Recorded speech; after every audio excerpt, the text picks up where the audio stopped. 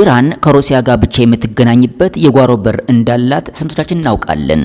Primary transit lines are direct maritime routes originating from ports in northern Iran, crossing the water and arriving at ports in southern Russia. እስራኤል ሩሲያ በር ድረስ ሂዳ የአየር ጥቃት እንደሰነዘረችስ ምን ያህሎቻችን እውቅናለን? Wall Street Journal said Israel attacked a Caspian seaport to curb what it described as Russian weapons smuggling to Iran. እነዚህ የሚፈነጩት የሆርሙዝን መስመር መልሰው ጥርቅም አድርገው የዘጉት የኢራን ሞተር ጀልባዎች ናቸው።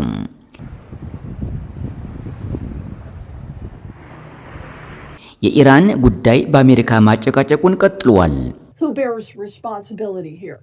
አሁን ኢራንን በሆርሙዝ ወጥመድ ውስጥ ቀርቅሮ በማስቀረቱ በኩል እየተደረገ ያለው የአሜሪካ ዘርፈ ብዙ ርብርብ ፈተናው ከፍ ያለ ሆኗል። ኢራን በአንዱ ሲዘጉባት በሌላኛው የተከሰተች ነገሩን አወሳስበዋለች። የአሜሪካንንም የቤት ስራ በስታበታለች።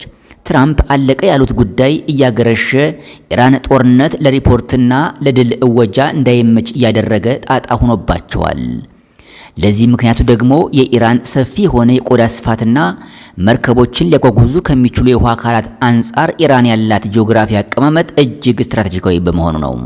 Linking the Middle East, the Caucasus, and Central and South Asia, Iran has struggled to balance the benefits and risks of its geographic position. ኢራን ከፊት ለፊት እንደ ዋና ዓለም አቀፍ የባህር መገናኛ መስመር የምትጠቀምበት እና ከህንድ ውቅያኖስ ጋር የሚገናኝ ከፐርሻ ገልፍ እስከ ገልፍ ኦፍ ኦማን ድረስ የተዘረጋ ረጅም የባህር ዳርቻ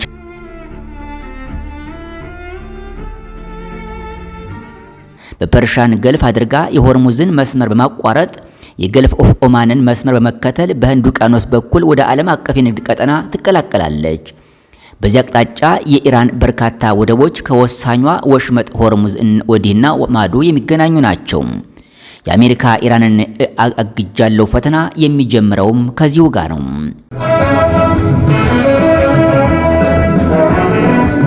በፐርሻን ገልፍ የሚገናኙት የኢራን ወደቦች የሆርሙዝን አልፈው በውስጥ የሚገናኙ በመሆናቸው የአሜሪካ ባህር ኃይል እነዚህን የኢራን ወደቦች መዝጋት ችሏል። ሆኖም የተፈጥሮ ጉዳይ ሆነና ኢራን ከሆርሙዝ ውጭ በኦማን ገልፍ በኩል ሌሎችም ወደቦች አሏት። የአሜሪካ ፈተናም አንድ ብሎ የሚጀምረው እዚህ ነጥብ ላይ ነው። ከነዚህ ወደቦች መካከል ወሳኙ ደግሞ አንዱ ቻባሃር ወደብ ወይም ቻባሃር ፖርት ይባላል የተባለውና ኢራንን ከህንድና ሌሎች የእስያ ሀገራት ጋር በቀላሉ የሚያገናኘው ወደብ ነው። በዚህ ወደብ ላይ ካለው እጅግ ስትራቴጂካዊ ጠቀሜታ አንጻር ከቻይና እስከ ህንድ የሚረባረቡት ነው። Chabahar port is acting as an access point for India towards Iran, towards Afghanistan and further towards the region of Central Asia. So from India you can reach Iran, from Iran you can go to Central Asia, Asia and European regions. ይህ ቻባሃር ፖርት ወይንም የቻባሃር ወደብ አሁንም አሜሪካ ሆርሙዝ ላይ ዘጋቻቸው ከምትላቸው በሆርሙዝ ውስጥ ካሉት የኢራን ወደቦች ውጭ በመሆኑ አሜሪካ በዚህ ወደብ ያለውን እንቅስቃሴ ለመቆጣጠር በእጅጉ የምትቸገር ይሆናል። አሜሪካ ከሆርሙዝ ማዶ ጀምሮ እስከ ቻባሃር ወደብ ድረስ ያለውን እስከ 2000 ኪሎ ሜትር ርዝመት ያለውን የኢራንን የባህር ዳርቻ ለቆጣጠርና ኢራንን መተንፈሻ ላታጣ ብላ ከወሰነች ደግሞ ወታደራዊ ወጪዋ ከመጠን በላይ የናረ ይሆናል። ይህንን ትራምፕ ቢሉም እንኳን አሜሪካውያን አይፈቅዱም። የኢራን ጦርነት በአሜሪካ ምድር ገና ማጨቃጨቁን ቀጥሏል። The Iranian nuclear program was obliterated. That means completely eliminated. Gone for good. That's what obliterated means. And then on Saturday, this administration started a war on that basis inconsistent with the document that I think you're responsible for. እናም ትራምፕ ኢራንን በሆርሙዝ ወጥመድ አፍኜ ይዛለው ብለው ሲነሱ የገጠማቸው አንዱ ፈተና ኢራን ረጅም የባህር ዳርቻ ያላት ሀገር በመሆኗ የቱ ተይዞ የቱ ይለቀቅ የሚለው ላይ ነው። ከዚህ ባለፈም የኢራን ጎረቤት የሆነችውና ልክ እንደ ኢትዮጵያ ወደብ አልባ የሆነችው አፍጋኒስታን በንግድ ዓለም ጋር ለመገናኘት የምትጠቀመው ይህንን የኢራኑን የቻባሃር ወደብ በመሆኑ አሜሪካ ይህንን ወደብ ለመዝጋት በእጅጉ የምትቸገር ይሆናል። ለማሳየነት ካርታውንም እንመልከተው።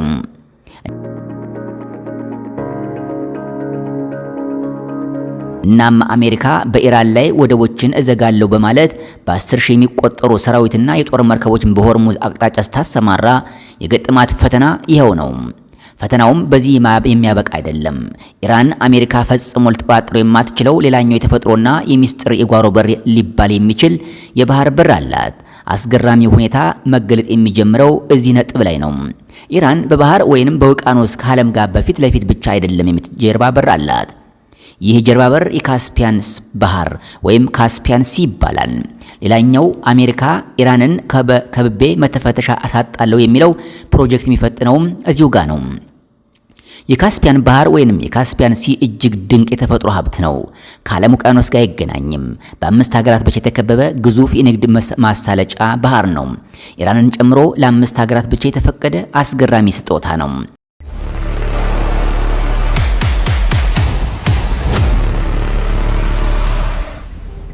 ሩሲያ፣ ኢራን፣ አዘርባይጃን፣ ቱርክሜኒስታንና ካዛኪስታን የካስፒያንን ባህርን ዙሪያውን ከበው የግላቸው አድርገውታል።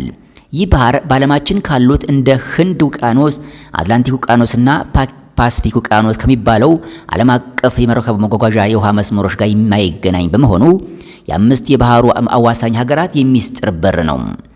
አስገራሚ የተፈጥሮ ስጦታና የሚስጥር በር ይባላል።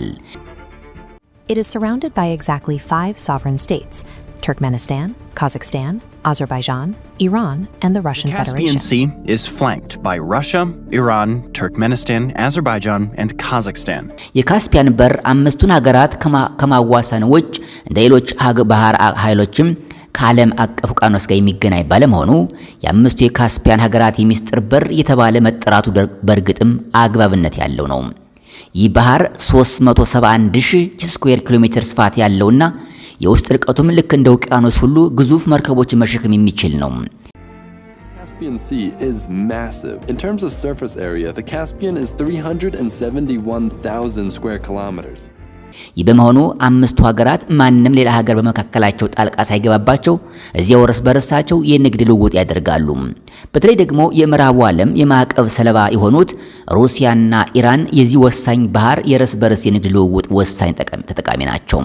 The primary transit lines are direct maritime routes originating from ports in northern Iran, crossing the water and arriving at ports in southern Russia.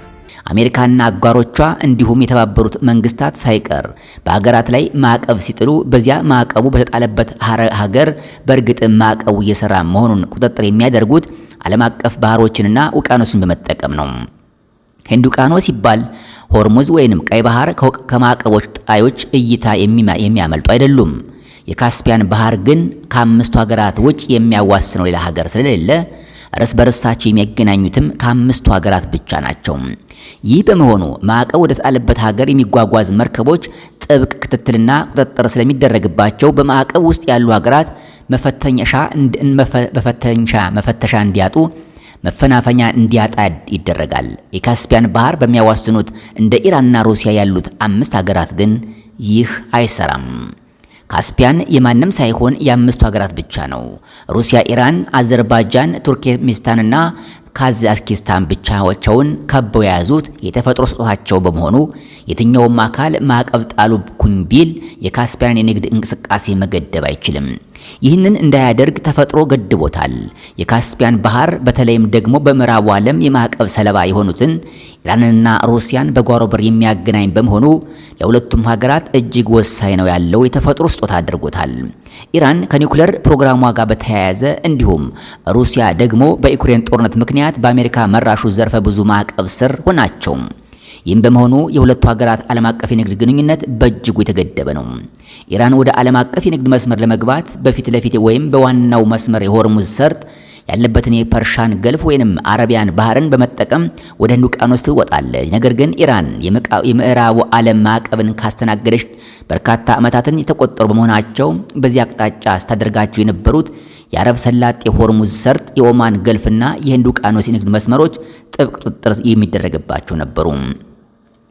የጀርባው መውጫ በር ወይንም የካስፒያን ባህር የግንኙነት መስመር ግን በተለይ ሁለቱን የማዕቀብ ሰለባ የሆኑትን ሩሲያንና ኢራንን ያለማንም ከልካይ የሚያገናኝ በመሆኑ ሁለቱ ሀገራት አስፈላጊ ናቸው ያሏቸውን ሸቀጦች ያለማንም ከልካይ እንደፈለጉ ይለዋወጣሉ። አሁን አሜሪካ የኢራንን የሆርሙዝ ወደቦችን ዘጋው ስትል የካስፒያን የጓሮ በር ደግሞ ፈተናዋ ነው።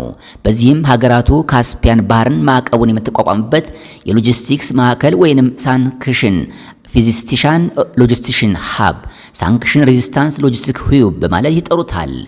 አስገራሚ ጉዳይ በ39 ቀናት የአሜሪካ እስራኤል ኢራን ፊልማ ወቅት የእስራኤል አየር ኃይል ወደ ካስፒያን ባህር ድረስ ዘልቆ በመግባት የኢራንን በአካባቢ ያለውን የባህር ኃይል መርከቦችና ወደቦች ሳይቀር መደብደቡ ነው።